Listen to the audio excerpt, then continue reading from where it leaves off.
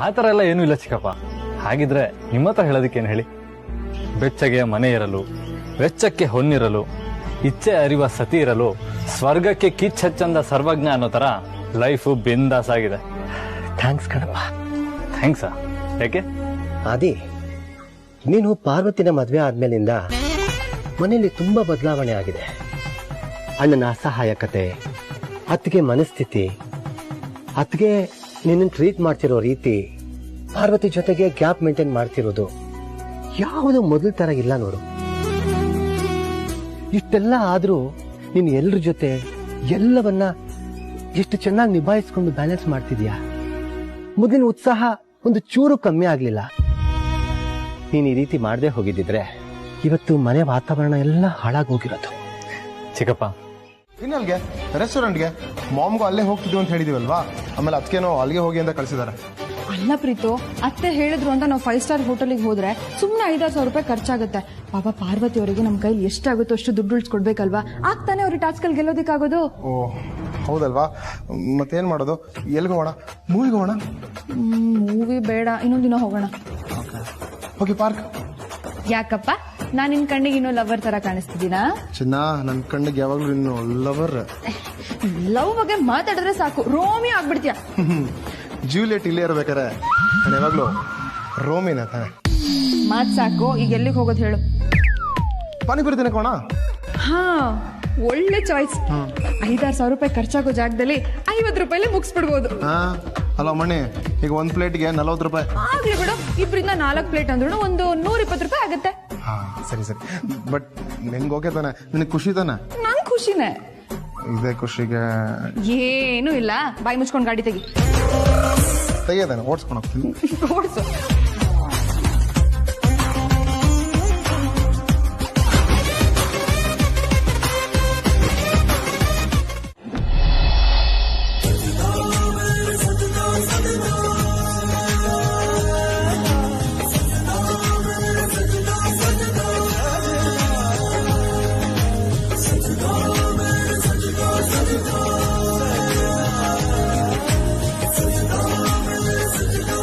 ಓಯ್ ಸಾರಿ, ಯಾಕೆ?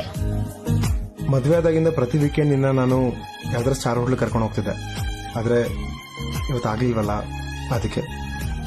ಪ್ರೀತು, ನೀನು ಗಿಲ್ಟ್ ಫೀಲ್ ಮಾಡ್ಕೊಳ್ಳೋಂಥದ್ದು ಏನೂ ಇಲ್ಲ. ನಾನು ಇಷ್ಟಪಟ್ಟೆ ತಾನೇ ಇಲ್ಲಿಗೆ ಬಂದಿದ್ದು. ಅಲ್ಲ ಪ್ರೀತು, ಮದ್ವೆಗ್ ಮುಂಚೆ ನಾವಿಬ್ರು ಎಷ್ಟೋ ಸರಿ ಹೀಗೆ ರೋಡ್ ಸೈಡ್ ಅಲ್ಲಿ ತಿಂದಿಲ್ವಾ? ಎಲ್ಲ ಟೈಮಲ್ಲೂ ಒಂದೇ ತರ ಇರೋದಿಕ್ಕಾಗತ್ತಾ? ನೀನ್ ತಲೆ ಕೆಡಿಸ್ಕೋಬೇಡ. ಪಾರ್ವತಿಯವರಿಗೋಸ್ಕರ ನಾವಿಬ್ರು ಇಷ್ಟು ಮಾಡದೇ ಇದ್ರೆ ಹೇಗೆ? ನಮ್ ಪ್ರೀತಿಗೋಸ್ಕರ ಅವ್ರು ಎಷ್ಟೆಲ್ಲ ತ್ಯಾಗ ಮಾಡಿದ್ದಾರೆ, ನಾವು ಇಷ್ಟು ಮಾಡ್ತಿದ್ರೆ ಹೇಗೆ ಅಲ್ವಾ? ಕರೆಕ್ಟ್. ಪಾರ್ವತಿಯವರು ಈ ಟಾಸ್ಕ್ ಅಲ್ಲಿ ಗೆದ್ರೆ ನಾವಿಬ್ರು ದೊಡ್ಡ ಸ್ಟಾರ್ ಹೋಟೆಲ್ಗೆ ಹೋಗಿ ಎಂಜಾಯ್ ಮಾಡೋಣ, ಓಕೆನಾ? ಹಾ, ಅದಕ್ಕೆ ಗೆದ್ದೇ ಗೆಲ್ತಾರೆ ಒಂದು ದಿನ, ಗೆಲ್ಲಲೇಬೇಕು ಒಳ್ಳೆತನ.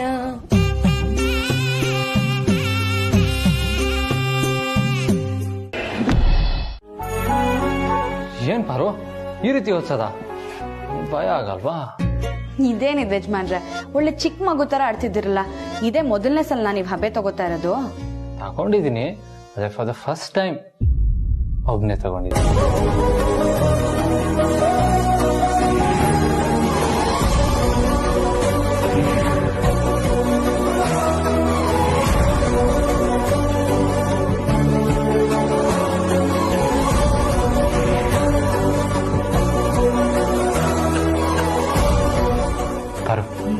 ನಾವಿಬ್ರು ಹೋಗಿ ತಗೊಳೋಣವಾ?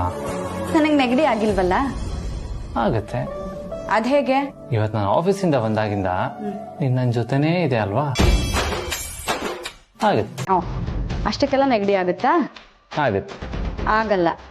ಖಂಡಿತ ಆಗತ್ತೆ. ಆಗಲ್ಲ. ಆಗತ್ತೆ. ಅಕ್ಷಿ.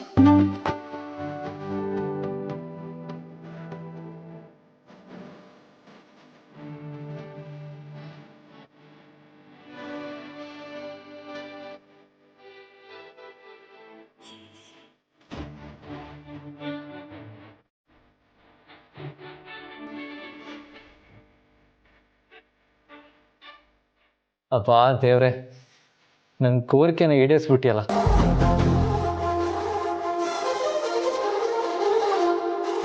ಇವಾಗಾದ್ರೂ ಹಬ್ಬೆ ತಗೊಳ್ವಾ?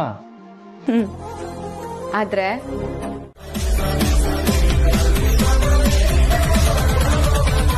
ಪಾರು, ಹಬೆ ತಗೊಳ್ಳುವಾಗ ಮಾತಾಡಬಾರ್ದು. ಮೊದಲು ಹಬೆ ತಗೊಳ್ಳಿ. ಅದ್ರೊಂದು ಮಾತಿಲ್ಲ. ನನಗೆ ಮುಂದಿನ ಜನ್ಮ ಅಂತ ಇದ್ರೆ ನೀನೇ ನನ್ನ ಹೆಂಡತಿಯಾಗಿ ಬರ್ತೀಯಾ?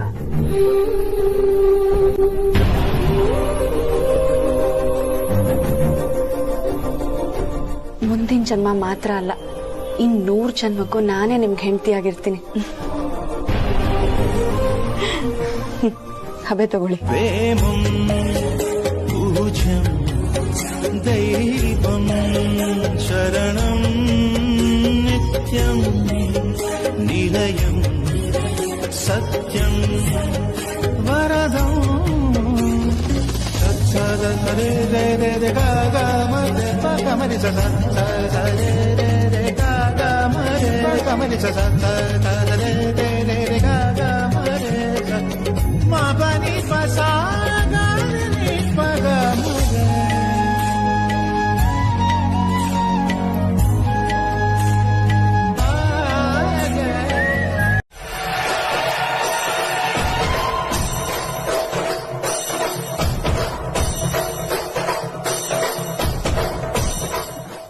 ಅತ್ತೆ, ನಿನ್ನೆ ರಾತ್ರಿ ನನ್ನ ರೂಮ್ನಲ್ಲಿ AC ತನ್ನಷ್ಟಕ್ಕೆ ತಾನೇ ಆಫ್ ಆಗೋಗಿತ್ತು.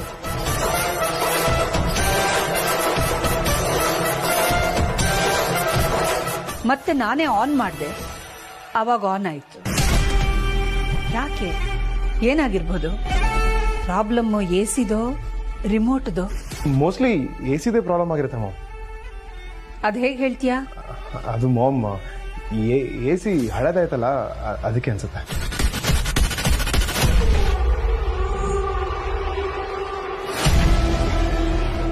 ನಾವು ರೆಗ್ಯುಲರ್ ಆಗಿ ಎಲ್ಲ ACಗಳನ್ನು ಸರ್ವಿಸ್ ಮಾಡಿಸ್ತಾನೆ ಇರ್ತೀವಲ್ಲ, ಮತ್ತ್ಯಾಕೆ ಈ ಪ್ರಾಬ್ಲಮ್ ಆಯ್ತು? ಯಾವುದಕ್ಕೂ ಸರ್ವಿಸ್ ಏಜೆಂಟ್ ಅನ್ನ ಕರೆಸಿ AC ರಿಪೇರಿ ಮಾಡಿಸ್ಬಿಡು. ಸರಿ ಮಾಮ್.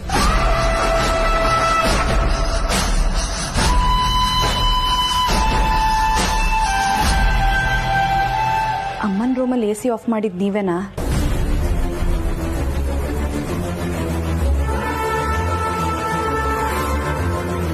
ಕಸನ ಪರ್ಕೆಯಿಂದ ಗುಡಿಸ್ಬೋದು, ಸೋಫಾನ ಬಟ್ಟೆಯಿಂದ ಒರೆಸ್ಬೋದು, ದೊಡ್ಡ ಹೋಟ್ಲಲ್ಲಿ ಊಟ ಮಾಡದೇ ಇದ್ರು ಚಿಕ್ಕ ಕ್ಯಾಂಟೀನಲ್ಲಿ ಊಟ ಮಾಡ್ಬೋದು. ಆದ್ರೆ ಅಮ್ಮನ ರೂಮಿನ AC ಆಫ್ ಮಾಡಿದ್ದು ನನಗ್ಯಾಕೋ ಸರಿ ಕಾಣಿಸ್ಲಿಲ್ಲ. ಯಾಕೆ ತಲೆ ಕೆಡಿಸ್ಕೊಳ್ತಿದ್ರ? ಅದಕ್ಕೆ ಡೋಂಟ್ ವರಿ, ಮಾಮ್ಗೆ ನಾನೇ ಮಾಡಿದ್ದೀನಿ ಅಂತ ಡೌಟ್ ಬರಲ್ಲ. ಅಮ್ಮಂಗೆ ಅನುಮಾನ ಬರಲಿಲ್ಲ ಅನ್ನೋದು ಸಮಾಧಾನದ ವಿಷಯ ಅಲ್ಲ. ನೀವ್ AC ಆಫ್ ಮಾಡಿದ್ರಿಂದ ಅಮ್ಮ ನೆನ್ನೆ ರಾತ್ರಿ ಸರಿಯಾಗಿ ನಿದ್ದೆ ಮಾಡ್ಲಿಲ್ಲ. ದಯವಿಟ್ಟು ಅಮ್ಮಂಗೆ ಈ ರೀತಿ ಇನ್ ಮುಂದೆ ತೊಂದರೆ ಆಗದೆ ಇರೋ ಹಾಗೆ ನೋಡ್ಕೊಳ್ಳಿ. ಸರಿ ಅದಕ್ಕೆ.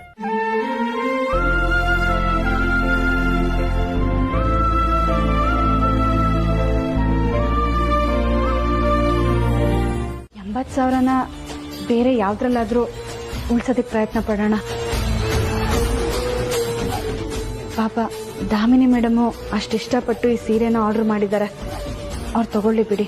ಪಾರ್ವತಿ, ಎಂಥ ದೊಡ್ಡ ಮನ್ಸಮ್ಮ ನಿಂದು. ಕಲಿಯುಗದ ಕರುಣೆ ಕಣಮ್ಮ ನೀನು.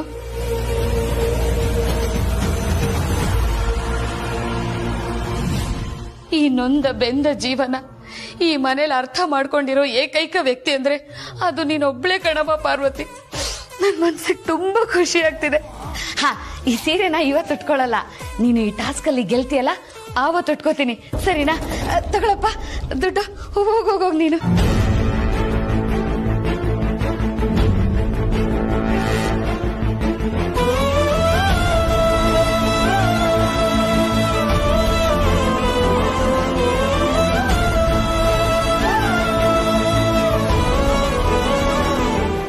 ದಿನದಿಂದ ಎಲ್ಲರ ಬಟ್ಟೆನೂ ನೀವೇ ಒಗಿತಾ ಇದ್ದೀರಾ? ವಾಷಿಂಗ್ ಮೆಷಿನ್ ಇಲ್ವಾ? ಅದ್ರಲ್ಲಿ ಒಕ್ಕೊಂಡ್ರೆ ಆಯ್ತು, ಇಲ್ಲಾಂದ್ರೆ ನನಗ್ ಕೊಡಿ, ನಾನು ಒಗಿತೀನಿ. ಈ ಮನೆ ಸೊಸೆ ಆಗಿದ್ಕೊಂಡು ನೀವೀ ಕೆಲಸ ಮಾಡೋದೆ? ಸಾವಿತ್ರಕ್ಕ, ಪಾರ್ವತಿಯವ್ರಿಗೆ ನೀವ್ ಹೇಗೆ ತಾಯಿ ಥರನೋ ನನ್ಗೂ ಹಾಗೆ ಅಲ್ವಾ? ಮಗಳು ಹೀಗ್ ಗಟ್ಮುಟ್ಟಾಗಿರ್ಬೇಕಾದ್ರೆ ತಾಯಿಯಿಂದ ಈ ರೀತಿ ಕೆಲಸ ಮಾಡಿಸ್ಕೋಬಾರ್ದಲ್ವಾ? ಅದು ಅಲ್ಲದೆ ವಾಷಿಂಗ್ ಮಿಷಿನ್ಗೆ ಬಟ್ಟೆ ಹಾಕಿದ್ರೆ ಕರೆಂಟ್ ಬಿಲ್ ಜಾಸ್ತಿ ಬರುತ್ತೆ. ಅದರಿಂದ ಪಾರ್ವತಿಯವ್ರು ಗೆಲ್ಲೋದಕ್ಕೆ ಅಡ್ಡಿ ಆಗ್ಬಾರ್ದು. ಅವರು ಈ ಟಾಸ್ಕ್ ಅಲ್ಲಿ ಗೆಲ್ಲೋದು ತುಂಬಾ ಮುಖ್ಯ. ಹಾಗಾಗ್ಬೇಕು ಅಂದ್ರೆ ನಾವೆಲ್ಲ ಇಂಥ ಸಣ್ಣ ಪುಟ್ಟ ಕೆಲಸಗಳನ್ನ ಮಾಡ್ಲೇಬೇಕು. ಜನನಿಯವ್ರೆ, ಊರಿನ ಮುಖಂಡ್ರ ಮಗಳು ನೀವು, ಈ ಅರಸನಕೋಟೆ ಮನೆ ಸೊಸೆ. ನನಗೋಸ್ಕರ ನೀವು ಇದನ್ನೆಲ್ಲ. ಮತ್ತೆ ನೀವ್ಯಾರು? ನೀವು ನಂಗೆ ಅಕ್ಕನ ಸಮ, ನಮ್ಮಪ್ಪಂಗೆ ಮಗಳು ಸಮಾನ. ಅದು ಅಲ್ಲದೆ ಅರಸನಕೋಟೆ ಹಿರಿ ಸೊಸೆ ನೀವು. ನೀವೇ ಟಾಸ್ಕ್ ಅಲ್ಲಿ ಗೆಲ್ಬೇಕು ಅಂದ್ರೆ ನಿಮ್ ತಂಗಿಯಾಗಿ ನಾನು ಇಷ್ಟು ಮಾಡದೇ ಇದ್ರೆ ಹೇಗೆ?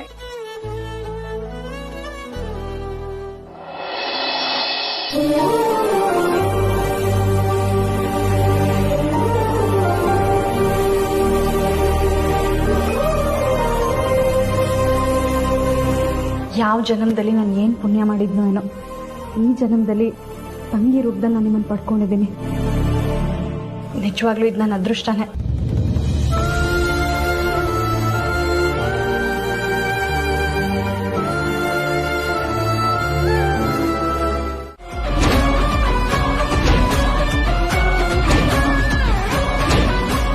ಏನು ಏನು ಏನು ಏನೇನೇನು ನೀವು ಅವಳಿಗೆ 80,000 ಕೊಟ್ರ?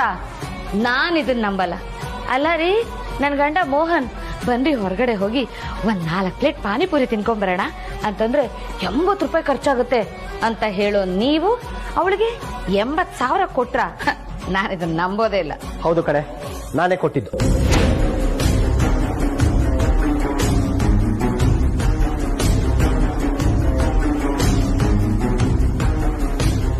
ಅದಕ್ಕೆ ದುಡ್ಡು ಕೊಟ್ಟಿದ್ದು ನಾನೇ, ನಿಜ.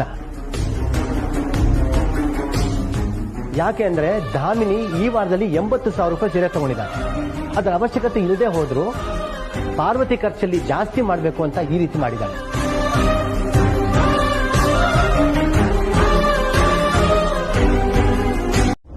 ಅದ್ಗೆ ನೀವು ಟಾಸ್ಕ್ ಕೊಟ್ಟಿದ್ದು ಪಾರ್ವತಿಗೆ. ಅವಳು ಅಷ್ಟೆಲ್ಲ ಕಷ್ಟಪಟ್ಟು ಟಾಸ್ಕ್ ಗೆದ್ರೆ ನೀವು ಅವಳಿಗೆ ಮುಖ ಕೊಟ್ಟು ಕಂಗ್ರಾಟ್ಸ್ ಹೇಳಿದೆ, ನಮ್ಮೆಲ್ಲರಿಗೂ ಕಂಗ್ರಾಟ್ಸ್ ಹೇಳಿದ್ರಿ. ಯಾಕತ್ಗೆ?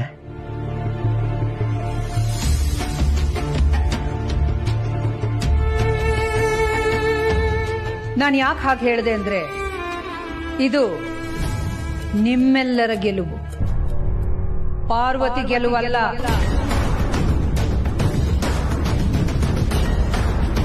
ಪಾರ್ವತಿನ ಗೆಲ್ಲಿಸಲೇಬೇಕು ಅಂತ ನೀವೆಲ್ಲ ಎಷ್ಟು ಶ್ರಮ ಪಟ್ಟಿದ್ದೀರಾ, ಏನೇನು ತ್ಯಾಗ ಮಾಡಿದ್ದೀರಾ ಅನ್ನೋದು ನನಗೆ ಚೆನ್ನಾಗಿ ಗೊತ್ತು. ಅದಕ್ಕೆ ಹೇಳಿದ್ದು, ಇದು ಪಾರ್ವತಿಯ ಗೆಲುವಲ್ಲ, ನಿಮ್ಮೆಲ್ಲರ ಗೆಲುವು ಅಂತ.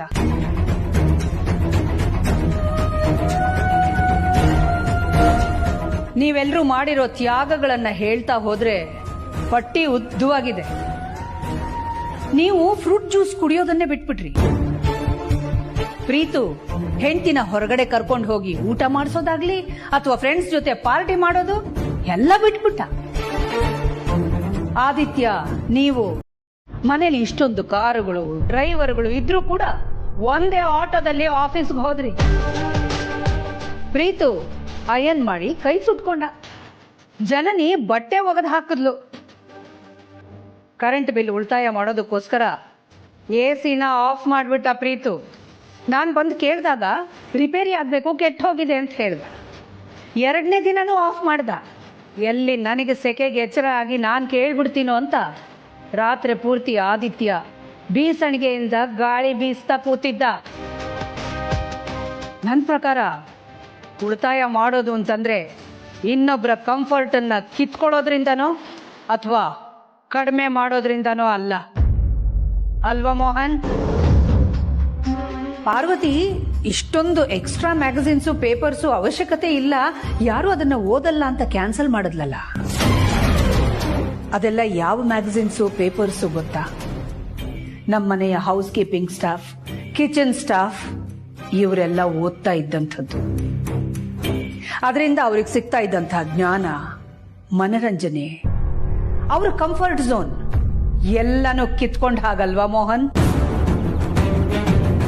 ಊಟಕ್ಕೆ ತುಪ್ಪ ಹಾಕೊಳ್ಳೋದನ್ನ ಬಿಟ್ಟಿದ್ದಾಯ್ತು, ತಣ್ಣೀರಲ್ಲಿ ಸ್ನಾನನೂ ಮಾಡಿದ್ದಾಯ್ತು.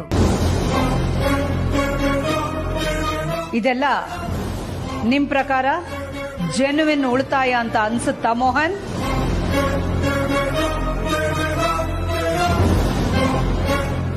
ನಾನು ಊಟ ಬಿಟ್ಟಿದ್ದಿದ್ರೆ ಇನ್ನಷ್ಟು ದುಡ್ಡು ಉಳಿದಿರ್ತಿದ್ದೆ. ಜನನಿ ಅವರೇ, ಹೇಳಿ ಪಾರ್ವತಿ ಅವರೇ. ಅಲ್ಲ, ಇವತ್ ಬೆಳಿಗ್ಗೆ ಬೇಗ ಎದ್ದು ಹೊರಗಡೆ ರಂಗೋಲಿ ಹಾಕಿ ದೇವ್ರ ದೀಪ ಹಚ್ಚಿದಿರಲ್ಲ, ಏನ್ ವಿಶೇಷ? ನಾನಾ? ಇಲ್ವಲ್ಲ, ನಾನು ಈಗಷ್ಟೇ ಸ್ನಾನ ಮುಗಿಸ್ಕೊಂಡು ಬರ್ತಾ ಇದ್ದೀನಿ. ಹೌದಾ? ಮತ್ ಇದನ್ನೆಲ್ಲ ಮಾಡಿದ್ಯಾರು? ನಾನು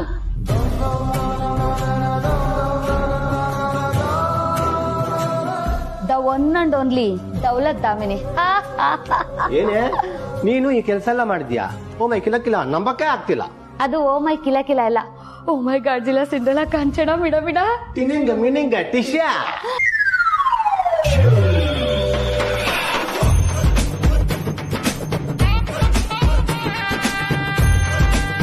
ಇದನ್ನೇ ತಾನೇ ನೀನ್ ಯಾವಾಗ್ಲೂ ಓದೋದು.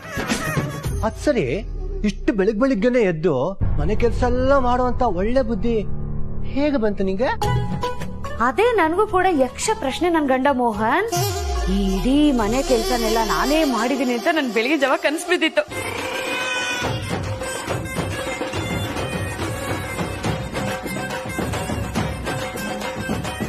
ಲೇ, ಚೋಕು ಚಮಕು ಕೊಡೋದನ್ನ ನಿನ್ನಿಂದ ಕಲಿಬೇಕು ಕಣೆ.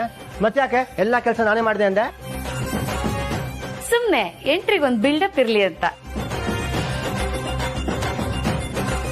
ಹ್ಞೂ, ನಿನ್ನ 3 ಬಿಲ್ಡಪ್ ಅನ್ಕೊಂಡು ಮಾಡೋದಕ್ಕೆ 100 ಕೆಲಸ ಇದ್ರು ಏನೂ ಮಾಡದೆ ವೇಸ್ಟ್ ಬಾಡಿ ತರ ತಿನ್ಕೊಂಡು ಬಿದ್ದಿರ್ತೀಯಲ್ಲ, ನೀವ್ ಒಂದ್ ಚೂರು ನಾಚಿಕೆ ಆಗಲ್ವಾ? ಮೂರನ್ ಬಿಟ್ಟವರು ಊರ್ಗೆ ದೊಡ್ಡವರು ಅನ್ನೋ ಮಾತನ್ನ ನೀವು ಕೇಳಿಲ್ವಾ ನನ್ ಗಂಡ ಮೋಹನ್? ಬಟ್ ನೀವೇನೇ ಅಂದ್ರು I don't care. Please listen to me my ಗಂಡ Mohan. Please note this point. In the history of ಅರ್ಸನ್ ಕೋಟೆ ವಿ ಜಂಗಲ್ ಬುಕ್. ಭದ್ರಕಾಳಿ ಬಾಯಲ್ಲಿ ಇಂಗ್ಲಿಷ್ ಕೇಳಿದ್ರೆ ಹೀಗೆ ಆಗೋದು.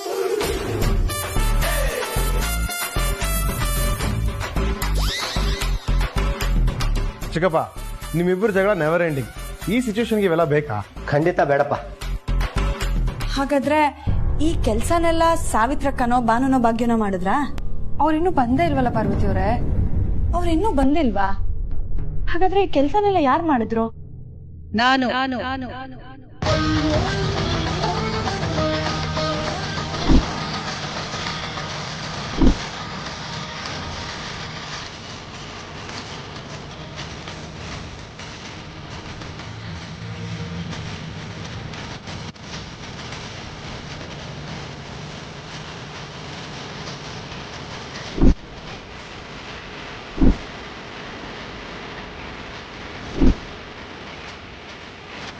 ಅದ್ಗೆ ಏನ್ ಹೇಳ್ತಿದ್ದೀರಾ ನೀವು? ಮೊದಲು ಕಾಫಿ ತಗೊಳ್ಳಿ, ತಣ್ಣಗಾಗುತ್ತೆ. ಆಮೇಲೆ ಮಾತಾಡೋಣ. ಅಮ್ಮ ಕುಡಿ, ಮೊದ್ಲು ಕುಡೀಲಿ. ಯಾಕದ್ಕೆ ಈ ಕೆಲಸ ನೀವು ಮಾಡ್ತಿದ್ದೀರಾ? ನಿಮ್ಮನ್ನ ಈ ತರ ಎಲ್ಲ ನೋಡಕ್ ಆಗಲ್ಲ ಮಾಮ್. ನಮ್ಗೆ ಯಾಕೆ ಈ ತರ ಮಾಡಿದ್ರಿ? ಕಾರಣ ಇದೆ.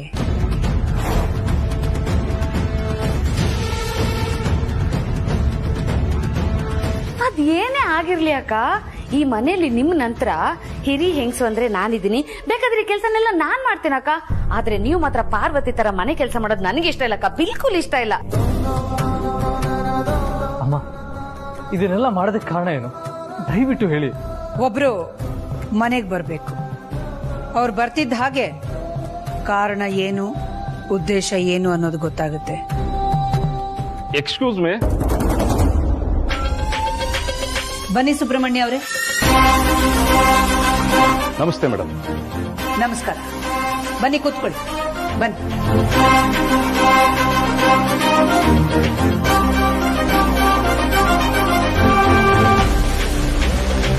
ನಾನು ಹೇಳಿದ ಪೇಪರ್ಸ್ ಎಲ್ಲ ಸಿದ್ಧವಾಗಿದೆಯಾ? ಎಸ್ ಮ್ಯಾಮ್, ನೀವು ಹೇಳಿದಾಗೆ special power of attorney papers ಎಲ್ಲ ರೆಡಿ ಇದೆ.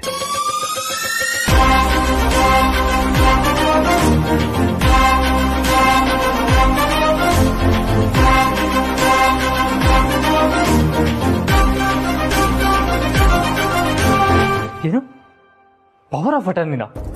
ಅಮ್ಮ, ಅದ್ರ ಗತಿ ಏನಿತ್ತಮ್ಮ? ಸುಬ್ರಹ್ಮಣ್ಯ ಅವರೇ, ಸ್ಪೆಷಲ್ ಪವರ್ ಆಫ್ ಅಟಾರ್ನಿಯ ಬಗ್ಗೆ ಒಂದು ಬ್ರೀಫಿಂಗ್ ಅನ್ನ ನೀವು ಕೊಡಿ. ಅದಾದ ಮೇಲೆ ವಿವರಗಳನ್ನ ಓದಿ ಹೇಳಿದ್ರೆ ಆಯ್ತು. ಖಂಡಿತ ಮೇಡಮ್.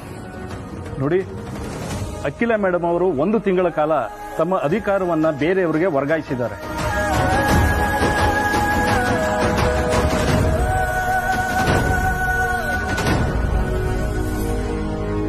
ಯಾರ ಹೆಸರಿಗೆ ಅಧಿಕಾರನ ವರ್ಗಾಯಿಸಿದರೋ ಅವರು ಅಖಿಲ ಮೇಡಮ್ ಸ್ಥಾನದಲ್ಲಿ ನಿಂತು ಅರಸನಕೋಟೆ ಕಂಪನಿ ವ್ಯವಹಾರಗಳನ್ನ ನೋಡ್ಕೋಬೇಕಾಗುತ್ತೆ.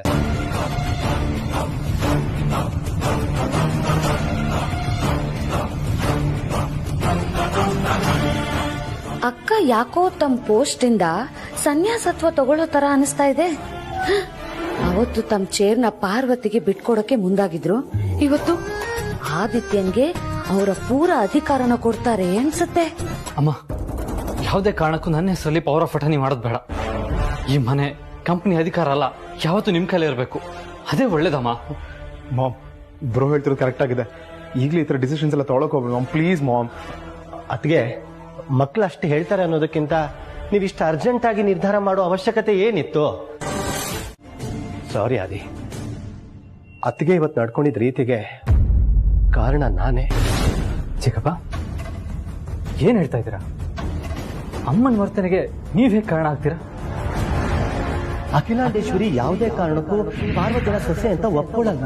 ಯಾಕೆಂದ್ರೆ ನಿಮ್ಗೆ ಇನ್ಸೆಕ್ಯೂರಿಟಿ ಫೀಲ್ ಆಗ್ತದೆ. ಮನೆ ಕೆಲಸದವಳಾಗಿದ್ದವಳನ್ನ ಸೊಸೆ ಅಂತ ಒಪ್ಕೊಂಡ್ಬಿಟ್ರೆ ತನ್ನ ಸ್ಥಾನ ಎಲ್ಲಿ ಕಿತ್ಕೊಂಡ್ಬಿಡ್ತಾಳೋ ಅನ್ನೋ ಭಯ ಅಂತೆ.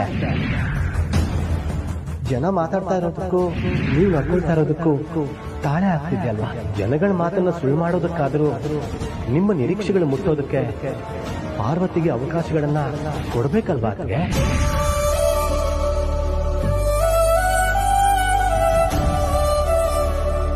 ತಪ್ಪ ಮಾಡ್ಬಿಟ್ರಿ ಚಿಕ್ಕಪ್ಪ. ನೀವು ಪಾರ್ವತಿ ಪರ ಮಾತಾಡೋ ಭರದಲ್ಲಿ ಅಮ್ಮಂಗೆ ಹಾಗೆ ಹೇಳ್ಬಾರ್ದಾಗಿತ್ತು. ಅವ್ರು ಬೇಜಾರು ಮಾಡ್ಕೊಂಡು ಇವಾಗ ಹೀಗೆಲ್ಲ ಮಾಡ್ತಾ ಇದ್ದಾರೆ. ಆಫೀಸ್ ಇನ್ಸಿಡೆಂಟ್ ಆದ್ಮೇಲೆ ನಾನು ಅವ್ರ ಜೊತೆ ಹೊರಟಾಗಿ ನಡ್ಕೊಂಡೆ. ಅಪ್ಪನೂ ಹಾಗೆ ಮಾತಾಡಿದ್ರು. ಇವಾಗ ನೀವು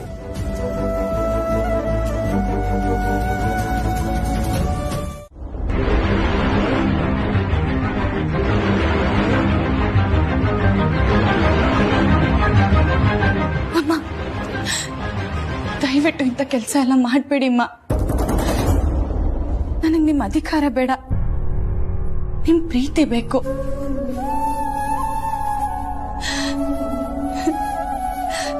ನೀವ್ ಮೈ ತುಂಬಾ ಒಡವೆ ಹಾಕೊಂಡು ಈ ಮನೆ ತುಂಬಾ ಓಡಾಡ್ಕೊಂಡಿದ್ರೆ ಅದನ್ನ ನೋಡೋದೇ ಚಂದ. ನಮ್ಮೆಲ್ರಿಗೂ ಅದೇ ಬೇಕು. ನೀವೇ ಈ ಮನೆ ಯಜಮಾನಿಮ್ಮ. ನೀವ್ ಈ ರೀತಿ ಕೆಲಸ ಮಾಡೋದನ್ನ ನನ್ ಕೈಯಿಂದ ನೋಡೋದಕ್ಕಾಗಲ್ಲ. ನಿಮ್ಗೆ ಏನ್ ಬೇಕು ಹೇಳಿಮ್ಮ, ನಾನೇ ಮಾಡ್ಕೊಡ್ತೀನಿ.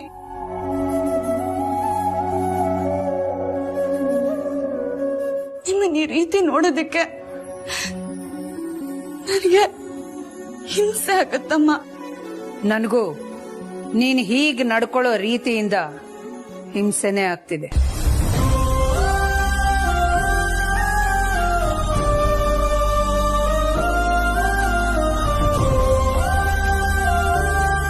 ಅಮ್ಮ, ನಾನು 1.5 ಲಕ್ಷ ಉಳಿಸಿದ್ದು, ಪರೀಕ್ಷೆಯಲ್ಲಿ ಗೆದ್ದಿದ್ದು ನಿಮ್ ಸ್ಥಾನ ಪಡ್ಕೊಳ್ಳೋದಕ್ಕಲ್ಲ, ನಿಮ್ ಮನ್ಸಲ್ಲಿ ಸ್ಥಾನ ಪಡ್ಕೊಳ್ಳೋದಕ್ಕೆ. ನಾನು ಈ ಮನೆ ಕೆಲಸದೊಳಗಿದ್ದಾಗ ನನ್ನ ನೋಡಿ ಮುಕ್ತವಾಗಿ ನಗ್ತಾ ಪಾರ್ವತಿ ಬಾಮ್ಮ ಹೇಗಿದ್ಯಮ್ಮ ಅಂತ ಕೇಳ್ತಿದ್ರಲ್ಲ, ಆ ಅಕ್ಕರೆಗಷ್ಟೇ ನಾನು ಈಗಲೂ ಚಡ್ಪಡಿಸ್ತಿರೋದಮ್ಮ. ಯಾವುದೇ ಕಾರಣಕ್ಕೂ ನಿಮ್ ಜಾಗನ ನಾನ್ ತುಂಬೋದಕ್ಕಾಗುತ್ತೆ ಅಂತನೋ ಅಥವಾ ನಿಮ್ ಜಾಗನ ನಾನ್ ಪಡ್ಕೋಬೇಕು ಅಂತನೋ ಬಯಸ್ದೋಳಲ್ಲ ಅಮ್ಮ. ಅಷ್ಟೇ ಅಲ್ಲ, ಮನೇಲಿ ಇಷ್ಟೊಂದು ಜನ ಅಡುಗೆಯವರಿದ್ದು ನೀವೀ ಅಡುಗೆ ಕೆಲಸ ಮಾಡೋದು ನಮಗೊಂಚೂರು ಇಷ್ಟ ಇಲ್ಲ ಅಮ್ಮ. ನಿರ್ಧಾರ ಮಾಡಾಗಿದೆ, ಬದಲಾಯಿಸೋದಕ್ಕೆ ಸಾಧ್ಯ ಇಲ್ಲ. ನಿನಗ್ ಕೊಟ್ಟಿರೋ ಕೆಲ್ಸನ ನೀನ್ ಮಾಡು. ನನ್ನಿಂದ ನಿಭಾಯಿಸೋದಕ್ಕಾಗಲ್ಲ, ದಯವಿಟ್ಟು ನನ್ನ ಕ್ಷಮಿಸಿ ಯಜಮಾನ್ರೆ. ಪಾರು, ನಿನ್ ನೋವೇನು ಅಂತ ನನಗೆ ಅರ್ಥ ಆಗುತ್ತೆ. ಆದ್ರೆ ಇದು ನಮ್ಮ ನಿರ್ಧಾರ ಅಲ್ವಲ್ಲ, ಅಮ್ಮ ತಗೊಂಡಿರೋ ತೀರ್ಮಾನ. ಅದನ್ನ ಆಗಲ್ಲ ಅಂತ ಹೇಳೋದಕ್ಕಾಗಲ್ಲ ಅಲ್ವಾ? ನೋಡು, ನೀನು ಧೈರ್ಯವಾಗಿರು ಪಾರು. ಕಷ್ಟನೋ ಸುಖನೋ ಮುನ್ನುಗ್ಗಣ, ಇದನ್ನ ಒಪ್ಕೊಳ್ಳೇಬೇಕು. ಧೈರ್ಯವಾಗಿ ಮಾಡಬೇಕು. ನೋಡು, ನಾವೆಲ್ಲರೂ ನಿನ್ನ ಜೊತೆ ಇದ್ದೀವಿ. ನೀನು ಯಾಕೆ ಭಯ ಪಡ್ತಾ ಇದೆಯಾ? ಮದುವೆ ಆದಾಗಿಂದ ಅವ್ರು ನಿನ್ನ ಸೊಸೆ ಅಂತ ಒಪ್ಕೊಳ್ತಿಲ್ಲ ಅಂತ ಕೊರಗ್ತಾ ಇದ್ವಿ. ಆದ್ರೆ ಇವಾಗ ಆ ಕೊರಗನ್ನ ನೀಗಿಸುವಂತ ಅವಕಾಶ ಸಿಕ್ಕಿದೆ. ಇದನ್ನ ಬಳಸ್ಕೊಳ್ಳೋದು ಬಿಟ್ಟು ಆಗಲ್ಲ ಅಂತ ದೂರ ತಳೆದ್ರೆ ಅಮ್ಮ ನಿನ್ನ ಸೊಸೆ ಅಲ್ಲ ಅಂತ ದೂರ ತಳ್ತಾರೆ. ಅವಾಗ ಏನ್ ಮಾಡ್ತೀಯ ಹೇಳು?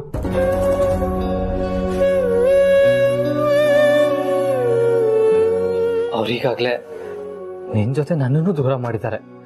ಅವ್ರು ನನ್ನ ಮಾತಾಡಿಸಿಲ್ಲ ಅಂದ್ರೂ ಪರವಾಗಿಲ್ಲ ಪಾರು, ನಿನ್ನ ಮಾತಾಡಿಸ್ಬೇಕು. ನಿನ್ನ ಸೊಸೆ ಅಂತ ಮನಸ್ಪೂರ್ವಕವಾಗಿ ಒಪ್ಕೊಬೇಕು.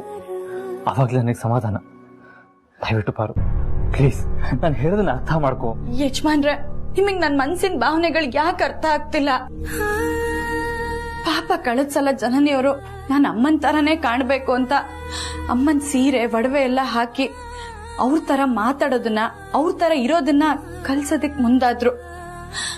ಆದ್ರೆ ಇಡೀ ದಿನ ಕಳೆದ್ರು ಟೈಮ್ ಸಾಕಾಗ್ಲಿಲ್ಲ. ಅಂಥದ್ರಲ್ಲಿ ನಾನ್ ಅಮ್ಮನ್ ಜಾಗದಲ್ಲಿ ಕೂತು ಅವ್ರ ಜವಾಬ್ದಾರಿಗಳನ್ನ ಅವ್ರ ರೀತಿಲಿ ನಿಭಾಯಿಸೋದಕ್ ಸಾಧ್ಯನಾ ಯಜಮಾನ್ರೆ? ಅದನ್ನ ಕಲ್ಪಿಸ್ಕೊಂಡ್ರೆ ಭಯ ಆಗತ್ತೆ. ಅಖಿಲಮ್ಮ ನಿಭಾಯಿಸೋದು ಬರೀ ಜವಾಬ್ದಾರಿಗಳನ್ನಲ್ಲ, ಹಲವಾರು ವ್ಯಕ್ತಿಗಳನ್ನ, ಹಲವಾರು ಮನಸ್ಥಿತಿಗಳನ್ನ. ಅವತ್ ಇಡೀ ದಿನ ಪ್ರಯತ್ನ ಪಟ್ರು ಅಖಿಲಮ್ಮನ್ ತರ ಸರಿಯಾಗಿ ನನಗೆ ಅಂತ ಹೇಳೋದಿಕ್ ಬರ್ಲಿಲ್ಲ. ಅಂಥದ್ರಲ್ಲಿ ಇವತ್ ನಾನು ಅವ್ರ ಜಾಗದಲ್ಲಿ ಕೂತು ಕತ್ತು, ಗಾಂಭೀರ್ಯ, ಪರಿಸ್ಥಿತಿ, ಮನಸ್ಥಿತಿಗಳನ್ನೆಲ್ಲ ನಿಭಾಯಿಸೋ ಶಕ್ತಿ ಖಂಡಿತ ಇಲ್ಲ ಯಜಮಾನ್. ನನ್ನ ಮುಂದೆನೆ ಅಖಿಲಮ್ಮನ ಏಕವಚನದಲ್ಲಿ ಕರೆಯೋಷ್ಟು ಕೊಬ್ಬ?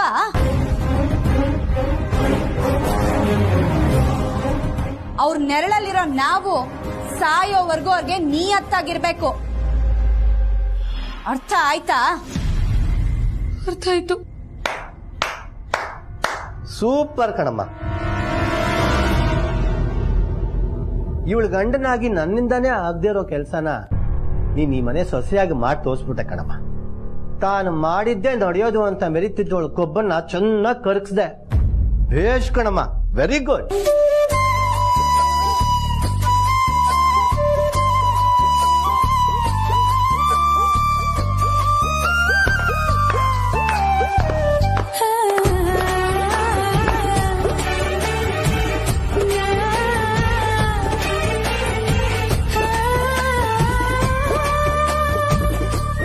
ಆದಿ ಪ್ರೀತು, ಬಾಯಿ ತಪ್ಪಿ ಅಕ್ಕನ ಬಗ್ಗೆ ತಪ್ಪಾಗಿ ಮಾತಾಡ್ಬಿಟ್ಟೆ. ದಯವಿಟ್ಟು ನನ್ನ ಕ್ಷಮಿಸ್ಬಿಡ್ರಪ್ಪ.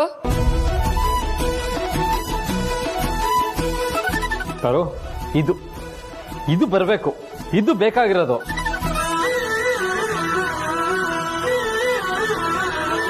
ಅಮ್ಮಂಗೆ ಚಿಕ್ಕಮ್ಮ ಬೈದ್ರು ಅಂದ ತಕ್ಷಣ ನಿನಗೆ ಸಹಿಸ್ಕೊಳ್ಳೋದಕ್ಕಾಗ್ಲಿಲ್ಲ. ಒಳಗಿಂದ ಒಂದು ಕಿಚ್ಚು ಬಂತಲ್ಲ, ಅದೇ ತರಹದ ಧೈರ್ಯ, ಆತ್ಮವಿಶ್ವಾಸನ ರೂಢಿಸ್ಕೋಪಾರು.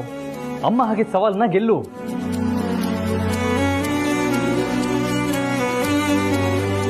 ಹೌದು ಅದ್ಗೆ, ನನ್ಗಂತೂ ಒಂದು ಕ್ಷಣ ಮಾಮ್ ನೋಡ್ದಂಗೆ ಆಯ್ತು. ಅವರಲ್ಲಿರೋ ರೋಷ, ವೇಷ ನಿಮ್ಮಲ್ಲೂ ಕಾಣ್ತು. ವೆರಿ ಗುಡ್ ಅದ್ಗೆ, ವಿ ಸೋ ಹ್ಯಾಪಿ.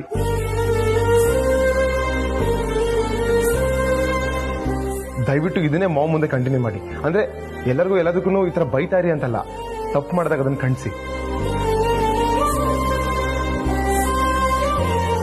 ಬ್ರೋ ಹೇಳ್ದಂಗೆ ಮಾಮ್ ಕೊಟ್ಟಿರೋ ಟಾಸ್ಕ್ ಅಲ್ಲಿ ನೀವು ಗೆಲ್ಲೋದಕ್ಕೆ ಇದೇ ರೀತಿ ಧೈರ್ಯದಿಂದ ಮುನ್ನುಗ್ಗಿ. ನಾವೆಲ್ಲರೂ ನಿಮ್ಮ ಜೊತೆ ಇರ್ತೀವಿ.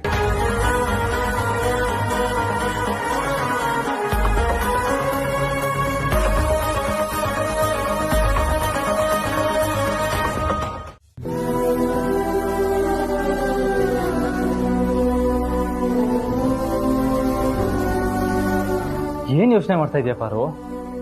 ಈಗ ನನ್ಗೆ ಈ ಪರೀಕ್ಷೆನ ಎದುರಿಸೋ ಧೈರ್ಯ ಬರ್ತಾ ಇದೆ. ನೋಡ್ದೇನಮ್ಮ, ದಾಮಿನಿ ಕಣ್ಣಾಗ ಹೊಡೆದ ತಕ್ಷಣ ಹೇಗ್ ಧೈರ್ಯ ಬಂತು ಅಂತ. ಕ್ಷಮಿಸಿ ಚಿಕ್ಕಮಾವ, ಸಂಬಂಧದಲ್ಲಿ ಅವರು ನನ್ಗೆ ಚಿಕ್ಕತ್ತೆ. ಆದ್ರೂ ಅವ್ರ ಅಮ್ಮನ ಬಗ್ಗೆ ಆ ರೀತಿ ಏಕವಚನದಲ್ಲೆಲ್ಲ ಮಾತಾಡಿದ್ದು ಅದನ್ನ ಕೇಳಿಸ್ಕೊಂಡು ನಾನು ಹೇಗ್ ತಾನೆ ಸುಮ್ಮನೆ ಇರ್ಲಿ? ಅದಕ್ಕೆ ಕೋಪದಿಂದ. ನೋಡಮ್ಮ, ನೀ ಕೆನ್ನೆಗೆ ಹೊಡೆದು ಒಳ್ಳೇದನ್ನೇ ಮಾಡಿದ್ಯಾ. ಈಗ ಅದ್ರ ಬಗ್ಗೆ ಯೋಚನೆ ಮಾಡಬೇಡ, ನೀನ್ ಟಾಸ್ಕ್ ಬಗ್ಗೆ ಯೋಚನೆ ಮಾಡು ಅಷ್ಟೇ. ಈ 1 ತಿಂಗಳಲ್ಲಿ ಅಖಿಲಮ್ಮನ ನಿರೀಕ್ಷೆಗಳಲ್ಲಿ ಎಷ್ಟು ಪಾಸ್ ಆಗ್ತೀನೋ ನನಗೆ ಗೊತ್ತಿಲ್ಲ. ಆದ್ರೆ ಪ್ರಯತ್ನ ಅಂತೂ ಪಡ್ತೀನಿ. ಯಾಕೆಂದ್ರೆ ಸೋತ್ರೆ ಕಳ್ಕೊಳ್ಳೋದೇನೂ ಇಲ್ಲ, ಗೆದ್ರೆ ಅಖಿಲಮ್ಮನ್ ಪ್ರೀತಿ ಗಳಿಸ್ಬೋದು, ಅವ್ರ ಸೊಸೆ ಅಂತ ಅನ್ನಿಸ್ಕೋಬಹುದು. ಆದ್ರೆ ನನಗೆ ದುಡ್ಡಿನ ವಿಚಾರದಲ್ಲೇ ಸ್ವಲ್ಪ ಭಯ ಆಗ್ತಾ ಇರೋದು. ಭಯ ಯಾಕೆ ಪಾರು? ನೋಡು, ನಿನಗೆ ಅಮ್ಮ ಒಂದಿಷ್ಟು ದುಡ್ಡು ಕೊಡ್ತಾರೆ, ಅದು ಯಾವ್ಯಾವ್ದಕ್ಕೆ ಹೇಗೆ ಖರ್ಚಾಯ್ತು ಅಂತ ಬರ್ದಿಟ್ರಾಯ್ತು. ಅದೇ ನನಗೆ ಕಷ್ಟ ಅಂತ ಹೇಳ್ತಾ ಇರೋದು ಯಜಮಾನ್ರೆ. ಸರಿ ಬಿಡಿ ಅದಕ್ಕೆ, ನಿಮ್ಮ ಕಷ್ಟ ನನಗೆ ಅರ್ಥ ಆಗ್ತಿದೆ. ಈ ದುಡ್ಡಿನ ಜವಾಬ್ದಾರಿನ ನನಗೆ ಬಿಟ್ಬಿಡಿ. ಈ ಲೆಕ್ಕನೆಲ್ಲ ನಾನು ಪಕ್ಕ ನೋಡ್ಕೊಳ್ತೀನಿ, ಓಕೆನಾ? ಆದ್ರೆ ಹಣಕಾಸಿಗೆ ಸಂಬಂಧಪಟ್ಟ ವ್ಯವಹಾರಗಳಿಗೆ ನಿಮ್ಮ ನಿರ್ಧಾರನೇ ಫೈನಲ್, ಅದಕ್ಕೆ ನಾನು ತಲೆ ಹಾಕಲ್ಲ. ಸರಿ. ಅಬ್ಬಾ, ಅಂತೂ ಅತ್ತಿಗೆ ದೃಷ್ಟಿಲಿ ಪಾರ್ವತಿ ಸೊಸೆ ಆಗೋ ಕಾಲ ಹತ್ರ ಬಂತು ಅಂತ ಅನ್ಸುತ್ತೆ.